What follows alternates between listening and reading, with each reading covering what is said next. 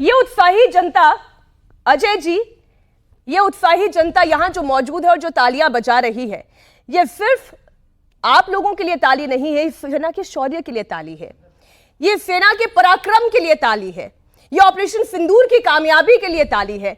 लेकिन क्या राहुल गांधी को ये ताली सुनाई नहीं दे रही है? क्यों बार बार जयराम रमेश, क्यों बार बार मल्लिकार्जुन खड़गे, क्यों बार बार राहुल गांधी एक ही सवाल बार बार पूछ रहे हैं कि हमें कितना नुकसान हुआ? क्या यह जरूरी है जानना? देखिए, जनता बहुत समझदार है, अपने वोट से चुन के देश को चुना जाता है। जनता ये भी देख रही है कि ऑपरेशन सिंदूर के नाम पर किस तरह से इस पूरे हिंदुस्तान को बहकाया जा रहा है। ऑपरेशन सिंदूर पे सेना पे ना कोई सवाल कांग्रेस का था, ना राहुल गांधी का है, ना अजय वर्मा का है, ना खड़गे जी का है, ना कांग्रेस का है। सवाल तो ये है कि जब ऑपरेशन सिंदूर के बहाने पूरे हिंदुस्तान में इतने पैसे तो पाकिस्तान के ऊपर मारने में भी खर्च नहीं होंगे जितने मोदी जी की रैलियों में खर्च हो रहे हैं। आंकड़ा उठाइए, पूछिए, आप अपने टीवी पे भी दिखाइए, हर जगह सिंदूर फोटो छप रहे हैं। दामा जाकर तो आर्मी की ड्रेस में नरेंद्र मोदी जी की छप रहे हैं। पेट्रोल पंप में मैं देख रहा था आज 3-4 जगह जाके, मैं फोटो भी खींच के लाया हूं, तो वहां नीचे नरेंद्र मोदी जी का फोटो। सेना की वर्दी पहनने पर नाराजगी है, पब्लिक रैली में ऑपरेशन सिंदूर की तारीफ के लिए नाराजगी है। मैं नाराजगी किस चीज की है ये बता रहा हूं ना। ऑपरेशन सिंदूर पे हमारा ना कोई सवाल था, आप सिंदूर नाम रखें, वीरगता नाम रखें, लेकिन जो महिलाओं को अपमानित करने का काम 75 करोड़ महिलाएं ये पूछ रही हैं कि उसका पति ही उसका सिंदूर देता है। कौन होते हैं Narendra Modi? 100 video public domain में चल रहे हैं कि वो सिंदूर कैसे भेज देंगे? फेक न्यूज है। मैं आपको मौका दूंगी, टाइम पे बोलिए। पहले सवाल ये है, मैं अपना सवाल दोहराती हूँ जी। पब्लिक रैली से परेशानी है, ऑपरेशन सिंदूर की तारीफ से परेशानी है, सवाल ये क्यों पूछा जा रहा है कि राफेल कितने गिरे ये बताएं? जी, सवाल ये नहीं पूछा जा रहा, सवाल ये पूछा जा रहा है, सीडीएस ने भी कहा और पहले सेना अध्यक्ष ने भी कहा था, मनोज नरवणे साहब वो भी आर्मी के जनरल रहे हैं, बीपी मलिक साहब वो भी जनरल रहे हैं, चेल्सी साहब रक्षा विशेषज्ञ रहे हैं, सभी पूछ रहे हैं कि आखिर आपने ट्रंप के कहने पर 11वीं बार कल ट्रंप साहब ने वो कहा है और एक स्टेटमेंट देके कोर्ट में स्टेटमेंट दिया, कोर्ट में शपथ पत्र दाखिल किया जिसमें उनके साइन है और उसके हस्ताक्षर है, वो भी मेरे पास कॉपी है। उसमें कहा गया है कि भारत और पाकिस्तान, भारत और पाकिस्तान दोनों महाशक्तियां हैं।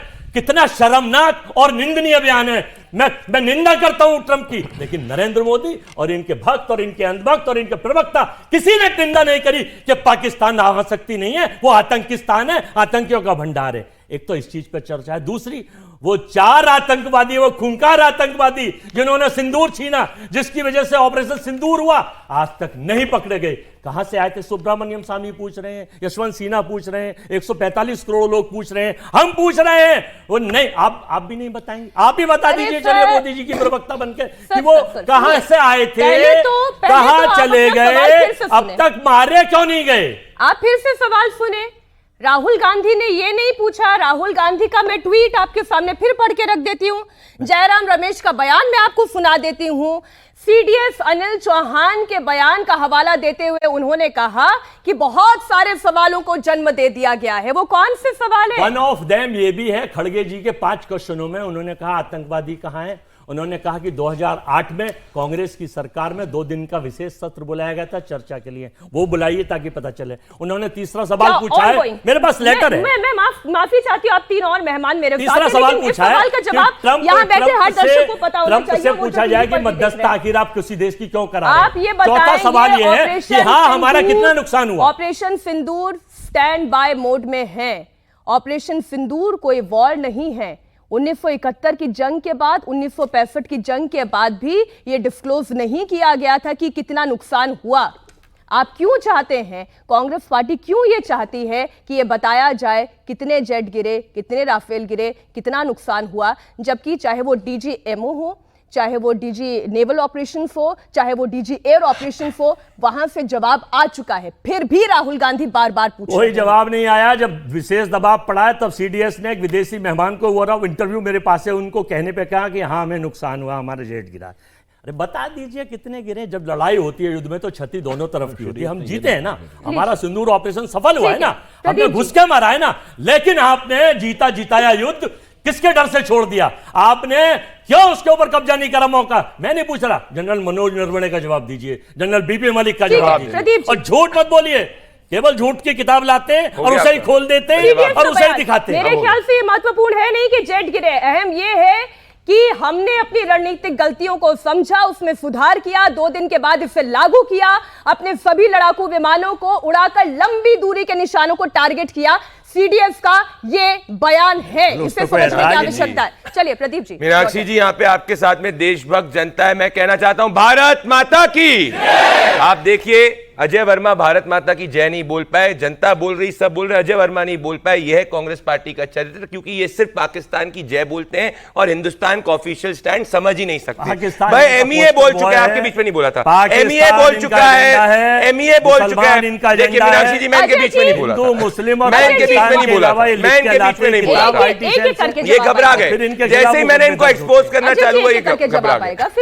मैं वापस से आना चाहता हूं, पूरे पैनल पे सिर्फ अजय वर्मा ने भारत माता की जय नहीं बोला, क्योंकि ये हाफिज सईद की पार्टी है, मैं प्रूफ करूंगा।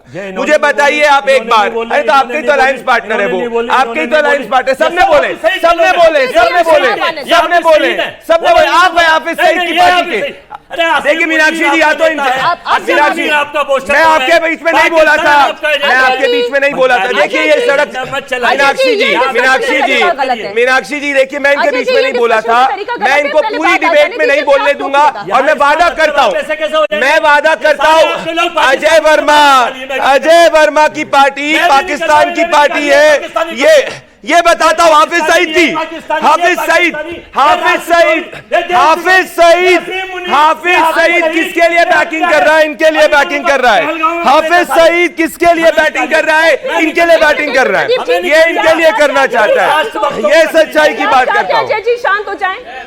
नहीं, राष्ट्रभक्तों को ये रहा वीडियो, ये रहा वीडियो, ये रहा हाफिज सईद का वीडियो कांग्रेस की तरफदारी करते हुए, ये रहा, सुनो सुनो सुभाष, अरे सुन लो भैया वीडियो, बिरयानी जैसा वीडियो, ये रहा वीडियो, जिसकी बात हाफिज सईद करे उसको दिक्कत हो जाए। अरे भैया, पाकिस्तान और चीन वालों, पाकिस्तान और चीन की तरफदारी वाले करने वाले इतनी क्यों घबराहट कर रहे हो?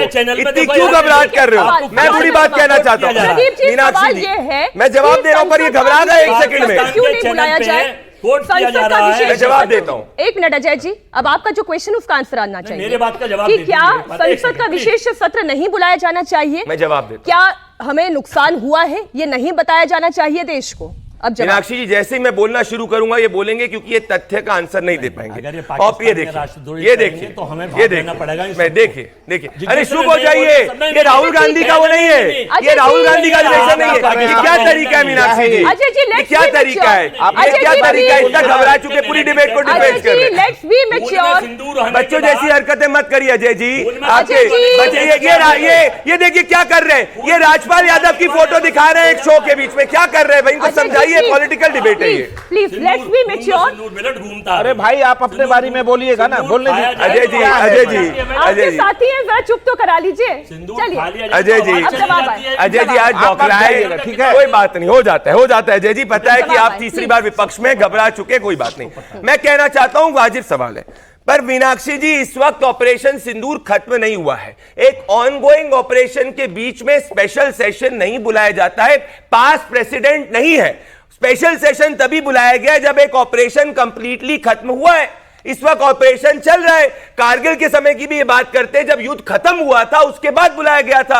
ये तो हमने ऑन रिकॉर्ड कई बार कहा हुआ है। तो ये ऑपरेशनल डिटेल्स अगर दुश्मन को देना चाहते हैं, इनकी नीति यही है, इनको 100 नहीं 1000 सवाल पूछने चाहिए। पर मेरी आपत्ति इस बात से कि ये सवाल ये पूछ रहे हैं हमारे कितने जेट्स गिरे, इससे फायदा हिंदुस्तान का होगा कि पाकिस्तान का होगा। अब ये हम पे सवाल उठाते हैं। मैं आपको एक डेटा देना चाहता हूं। जब इनकी सरकार थी, अयोध्या में ब्लास्ट हुआ, बनारस में टेंपल ब्लास्ट हुआ, मुंबई ट्रेन बॉम्बिंग हुई, हैदराबाद ब्लास्ट हुआ, जयपुर ब्लास्ट हुआ, मुंबई अटैक हुआ, पुणे जर्मन बेकरी ब्लास्ट हुआ, बनारस बॉम्बिंग हुई, मुंबई बॉम्बिंग हुई, दिल्ली हाईकोर्ट बॉम्बिंग हुई, हैदराबाद बॉम्बिंग हुई, 500 से ज्यादा लोगों की जानें गई। एक पाकिस्तान में चींटी का नाम ये बता दे 26-11 आतंकवादी हमले के बाद इन्होंने मारी हो तो मैं इनकी तरफदारी कर दूं, पर इन्होंने नहीं मारी। 2 साल बाद इन्होंने 25 आतंकवादी रिहा कर दिए।